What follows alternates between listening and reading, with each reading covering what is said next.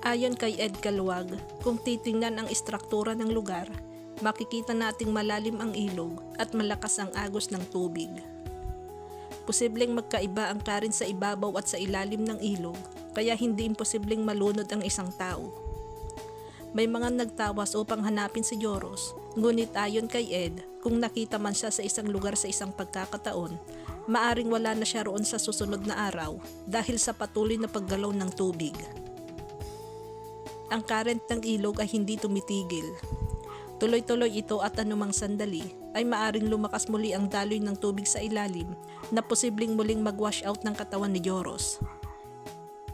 Nakausap ni Ed ang isang tao na inakala niyang kamag-anak o kakilala ni Joros, pero nalaman niyang nakita lang din nito ang kaso sa social media.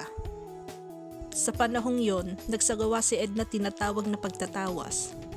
At sa kanyang nakita, malayo na ang katawan ni Joros mula sa lugar kung saan siya lumusong sa kanyang unang pananaw. Nakita niya ang tinangay ng current si Joros. Dumaan sa isang pababang bahagi ng ilog at umikot sa isang bahagi ng tubig bago sumabit sa isang puno na matagal nang naroon sa ilalim. Pero ayon kay Ed, ilang linggo na ang nakalipas mula nang makita niya ito, kaya hindi ibig sabihin na nandun pa rin ang katawan sa kasalukuyan. Nang mapanood niya sa TV ang lugar na nakita niya sa kanyang pangitain, napagtanto niyang nadaanan na ito ng mga rescuer, ngunit wala na roon si Joros. Nilinaw din niya na hindi niya sinasabing minamaliit ang mga psychic o iba pang nagtawas sa paghahanap kay Joros. Maraming paraan ng divination or panghuhula. Isa na rito ang paggamit ng tarot card na ginagamit din niya bilang bahagi ng cartomancy, pero ayon kay Ed, ang tarot cards ay nagbibigay lamang ng impormasyon.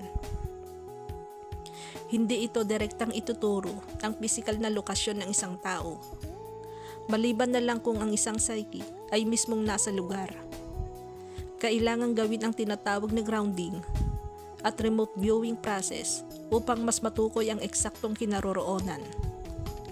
Ipinaliwanag din ni Ed ang proseso ng remote viewing kung saan kailangang maramdaman ang enerhiya ng lugar sa pamamagitan ng paghawak sa lupa at tubig at hayaan ng kakayahan ng psychico na tukuyin ang direksyon kung saan maaring naroon ang nawawalang tao sa paghahanap kay Joros. Sinimulan ni Ed ang isang maikling remote viewing gamit lamang ang kanyang larawan.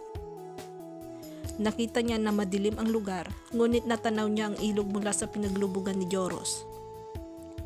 Ayon sa kanyang pangitain, malayo na ito, lagpas na sa baryo kung saan siya lumusong. Sa puntong yon, nakita niyang nasa ilalim ng isang bato ang katawan ni Joros.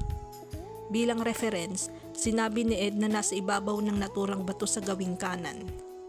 May kalsada na medyo malayo na mas malayong kanan na may isang residential area. Ngunit ang pangunahing reference ay ang ilog dahil nasa river area siya habang ginagawa ang remote viewing. Kung mapapanood ng mga rescuer ang kanyang video, umaasa siyang hindi pa natatangay ng agos ang katawan ni Joros. Naniniwala siyang nasa ilalim ito ng bato na gawing kanan ang ilog. Sa isang lugar kung saan may patay na puno sa itaas, posible umanong nasa tapat o ilalim ng batong yon ang katawan ni Joros. Doon natapos ang kanyang remote viewing dahil ayon sa kanya, doon niya naramdaman ang presensya ni Joros.